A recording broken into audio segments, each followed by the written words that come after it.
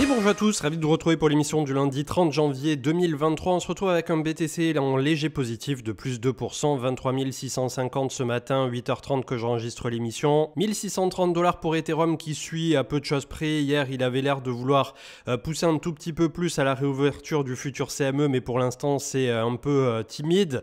Solana, toujours très largement positif, plus 150% sur le mois, 5% sur les dernières 24 heures. Ensuite, on est plutôt à l'équilibre jusqu'au top 20. Où nous avons un recul de l'EO Token de moins 9% pour clôturer ce top 25 avec le Apecoin plus 2,86 à 6,17 $. Du côté du 4 heures, donc petite latéralisation, on essaie par deux fois de sortir à 24 000, ça ne passe pas pour l'instant. Les Open Interest sont en hausse, donc preuve d'une participation des acteurs du marché, et on verra dans un instant qu'on a aussi une bonne nouvelle du côté des stablecoins. On a le Crypto Fear and Greed ce matin pour ce lundi qui repasse dans l'euphorie très légère sur 61 sur le grid, mais ça y est, on est sorti de la zone de neutralité. Donc vraiment cette semaine, ça va être un peu la semaine charnière, la semaine pivot déjà qui nous amène vers le mois de février, mais surtout on a les résultats des GAFAM, des principaux au cours de la semaine. De nouveau Jérôme Powell qui va s'exprimer au niveau des States, donc un calendrier qui est pas mal chargé pour tout simplement des cours au niveau du SP500 et des cryptos qui sont sous résistance. Donc c'est un peu la semaine où ça passe ou ça casse, tout simplement. Du côté de la map de liquidité, on voit qu'on est tout juste en train de s'attaquer à cette immensité entre 24 à 25 et qui pourrait nous conduire à 28-30 si tout se passait bien. Pour l'instant, je suis plutôt partisan, comme on l'avait vu ensemble, de dire que ça risque de coincer à 25. Mais comme il y a de plus en plus de positions short qui sont en train de s'accumuler sur cette zone de 24-25, est-ce que nous n'aurions pas à nouveau un short squeeze qui nous conduirait effectivement jusqu'à 28-30?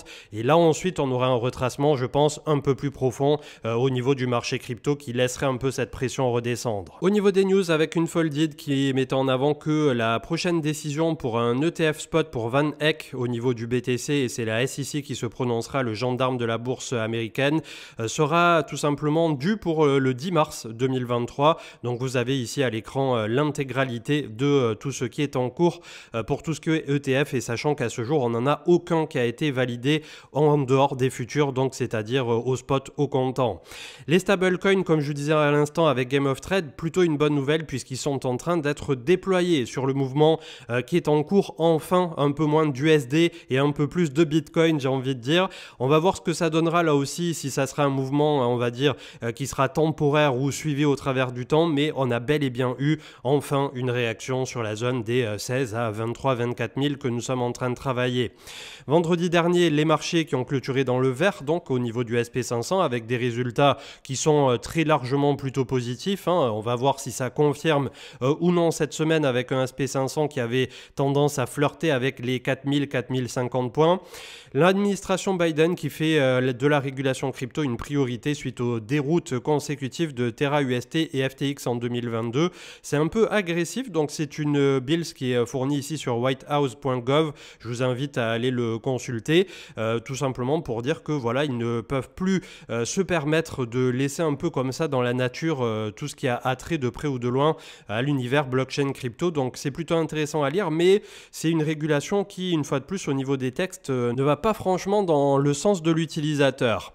Bob Lucas qui nous parlait des cycles, et c'était il y a 72 heures toujours, puisqu'il n'y a pas eu d'émission ce dimanche, voire ce samedi, puisque c'était un replay un live Twitch avec Marc. On avait parlé de AAV V3 qui s'est déployé sur Ethereum. C'est une bonne nouvelle pour la suite.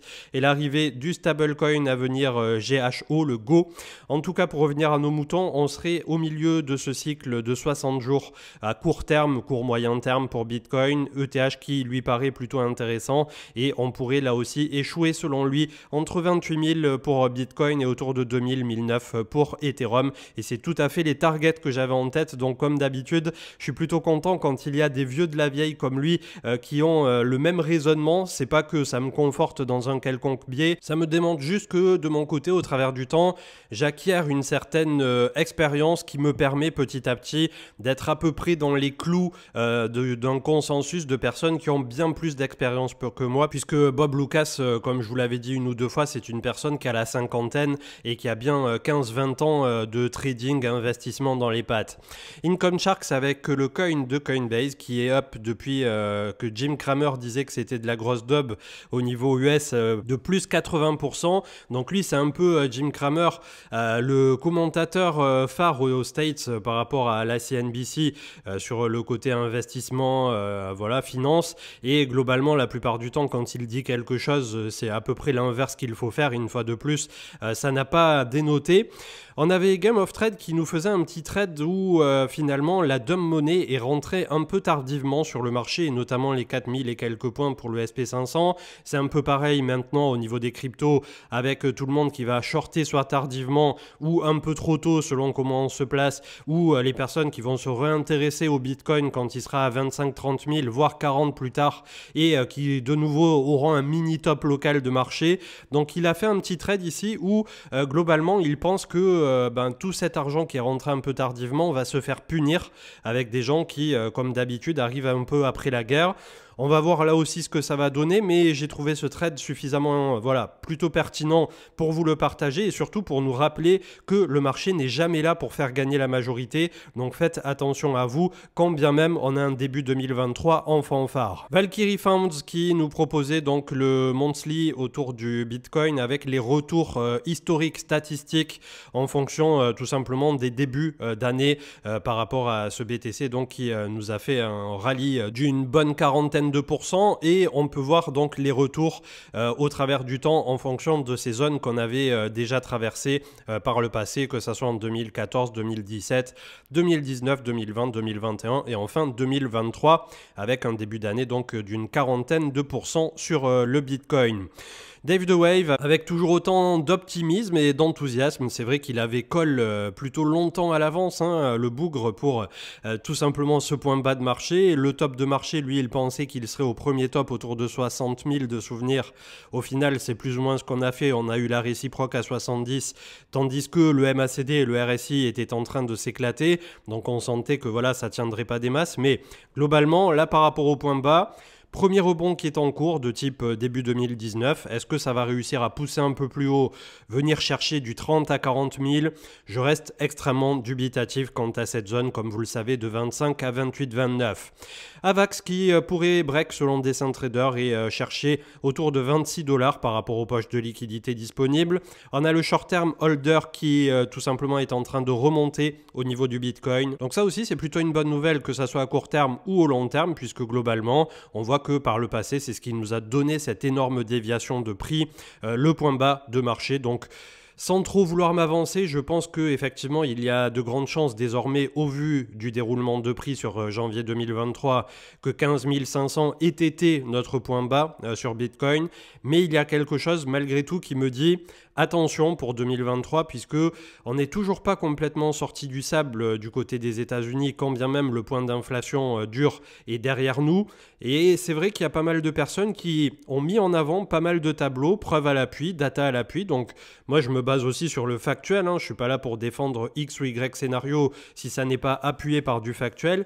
Et qui disait que globalement, le dur de la récession et là où les marchés prennent vraiment la sauce en général, c'est quand la Fed commence à pivoter. Et c'est vrai que ce pivot, on ne l'a pas encore tout à fait eu et il pourrait intervenir là sur ce premier trimestre, voire semestre 2023. Et est-ce que de nouveau, on ne se referait pas saucer au niveau US et crypto, du coup, les deux en simultané entre l'été et l'automne 2023? Voilà, il y a un truc qui me dérange un peu de la façon dont c'est fait actuellement sans pouvoir l'expliquer, mais je vous donne tout simplement un peu mon ressenti. Un truc très intéressant, peut-être un peu hors sujet, mais que j'ai trouvé plutôt cool, c'était Q Hongju qui nous parlait tout simplement au travers d'une équation. Alors lui, il est tout le temps à fond dans les mathématiques, mais c'est peut-être aussi quelque chose qu'on a tous perçu un jour ou l'autre au niveau de l'âge, au fur et à mesure qu'on avance dans l'âge. Et il disait que plus on avance dans l'âge, l'âge, plus le temps nous paraît aller vite. En fait, plus le temps se contracte. Et donc là, par rapport à cette équation, il disait qu'à 31 ans, son cerveau interprète le temps comme si sa vie était déjà complétée à 77%. Alors ça reste un peu farfelu dit comme ça, mais c'est vrai que si on sort des mathématiques, globalement, plus on avance dans l'âge, plus on a cette impression effective que le temps passe vite. Le Litecoin qui approche les 100 $, on ne les a pas encore touchés, on était à 95, mais là aussi, depuis les dernières semaines qu'on défendait ce point bas un peu prématuré par rapport au reste du marché, finalement ça s'est résolu, donc c'est encore plutôt un bon point qu'on a défendu sur la chaîne. Comme d'habitude, c'est pas j'ai tort, j'ai raison, mais c'est une belle résolution par rapport à ce qu'on espérait. JJ Cycle, donc, qui nous parlait de cette semaine avec le FOMC ce mercredi. Attention, il va falloir surveiller les taux, c'est ce qui va déclencher soit le passage en force des 4000 à 4200 points pour le SP500, soit on reste où on est et derrière ça commence à devenir un peu plus difficile. Et c'est pareil pour le Bitcoin, autour de 24 à 25 000. Donc c'est la semaine qui pourrait déclencher là aussi un mouvement d'ampleur un peu plus puissant.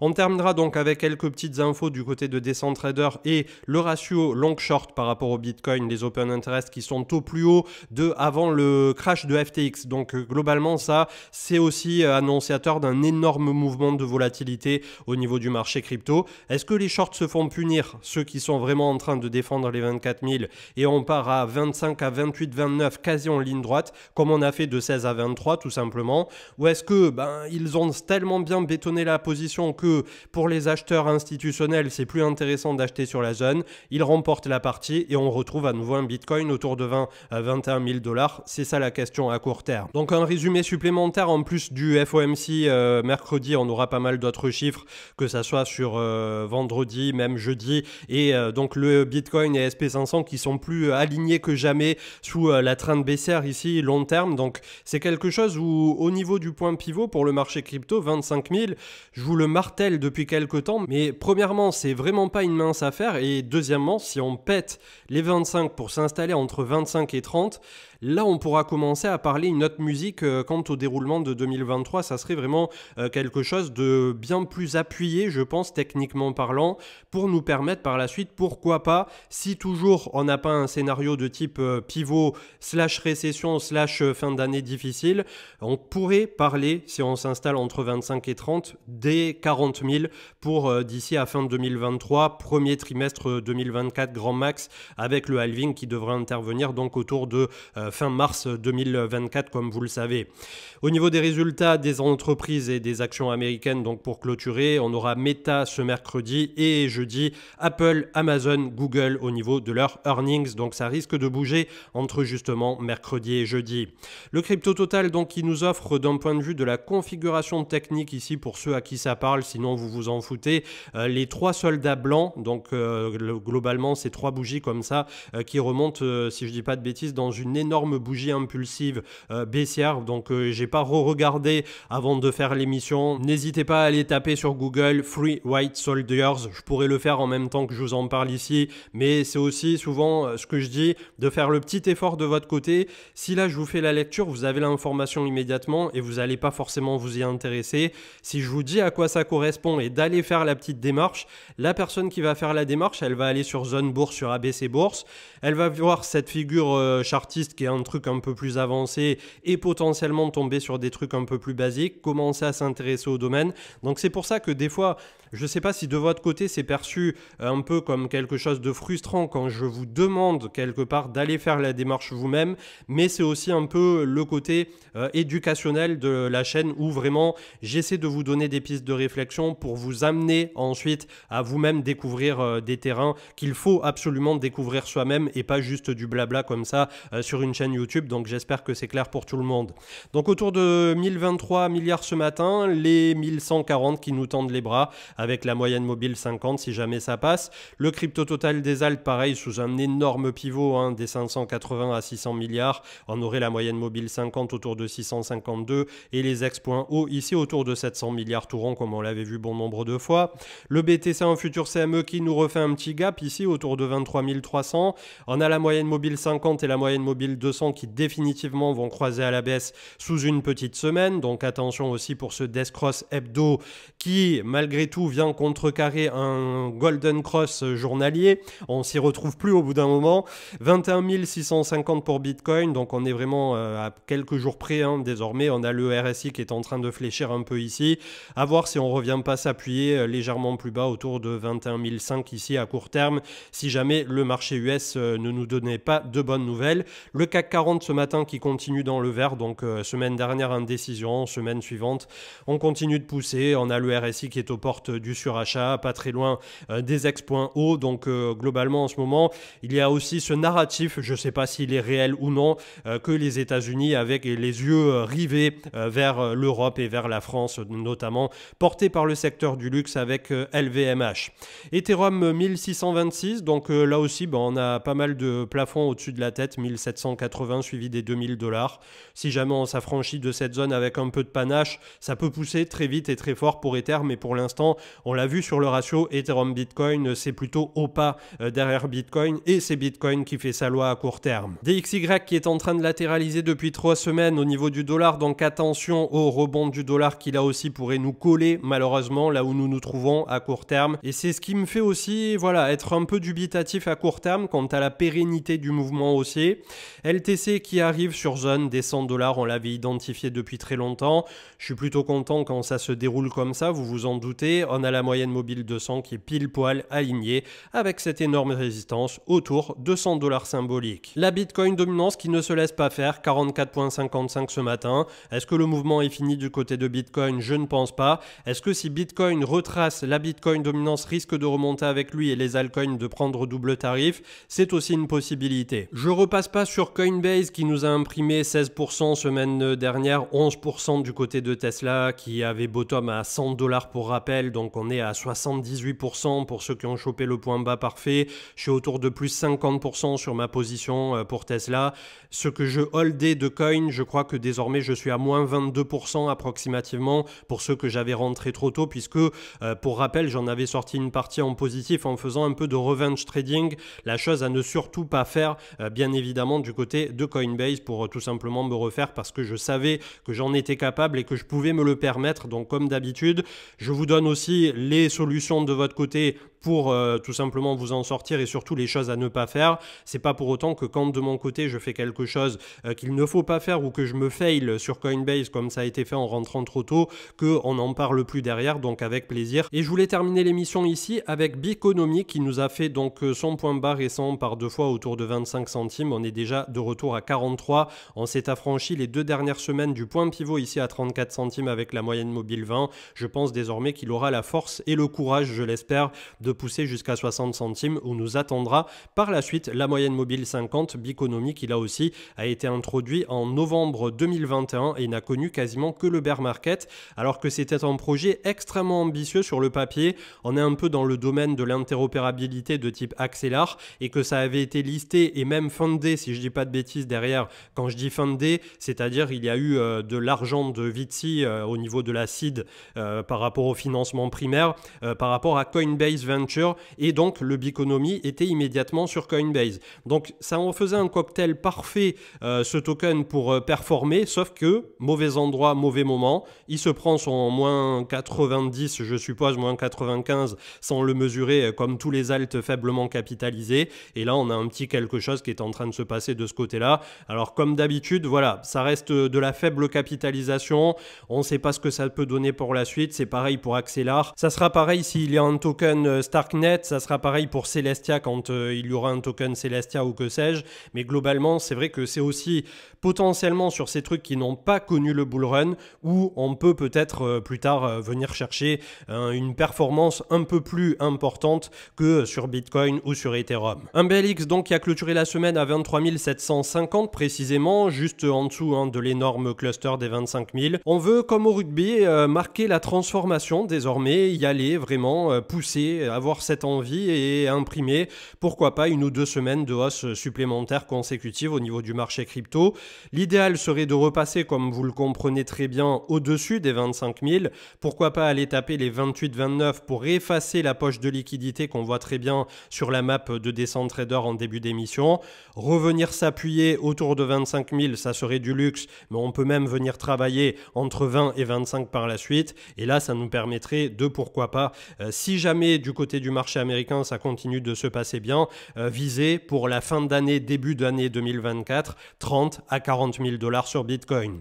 Je vous souhaite une excellente journée et pour ma part, je vous retrouve ce soir du côté de Twitch. Ciao, ciao!